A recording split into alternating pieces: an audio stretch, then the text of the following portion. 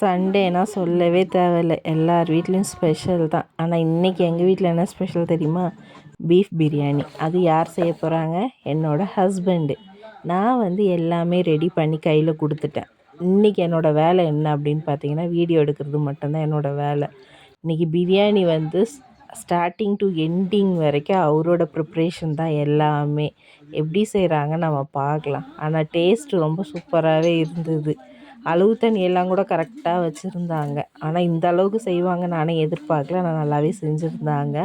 என் husband கல்யாணத்துக்கு முன்னாடி எந்த வேலையும் செஞ்சது கிடையாது. ரொம்ப செல்ல புள்ள.